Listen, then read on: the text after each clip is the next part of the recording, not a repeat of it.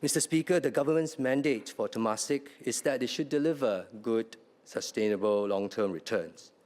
The government ensures that Temasek has a competent board to oversee its management, but does not otherwise influence or direct Temasek's individual investment decisions. With regard to question 14 on whether Temasek has any performance benchmarks, I had addressed this in an earlier reply, but in short, Temasek does not operate against a specific conventional reference portfolio, as it is a direct investor, an investor that's bottom-up, and nonetheless, it does publish some indexes as reference, as I mentioned earlier, including the MSCI and the STR index. The government expects Temasek to ensure that its overall portfolio of investments, including its Singapore-based Temasek portfolio companies, achieves good commercial outcomes. Temasek actively and constructively engages its TPCs. From time to time, Temasek will work with the TPCs on strategic reviews and initiatives to strengthen their foundations for future growth.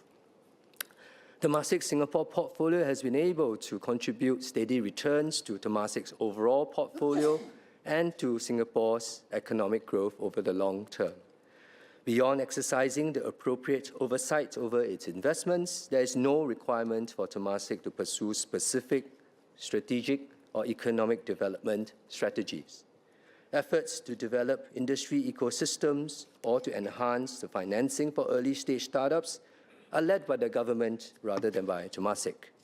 For example, Singapore, or rather Enterprise Singapore, has a startup SG equity scheme through which the government co-invests with third-party investors in Singapore-based deep tech startups to catalyze the deep tech ecosystem.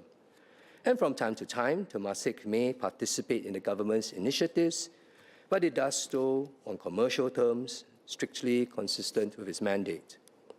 And for example, the government has co-invested with Temasek in the Local Enterprises Fund, which aims to help large local enterprises transform and scale up, and the Anchor Fund, which supports promising high-growth enterprises to raise capital through public listings in Singapore. Both funds are managed on a commercial basis by 65 equity partners, a Temasek-owned platform. As Temasek expands its investment activities across new geographies and sectors, it may need to adjust its organizational structure to sharpen its focus and better achieve its objectives. And in this regard, Temasek has publicly explained the rationale for its latest restructuring. These are matters for the Temasek board to determine, and the government does not intervene in such decisions.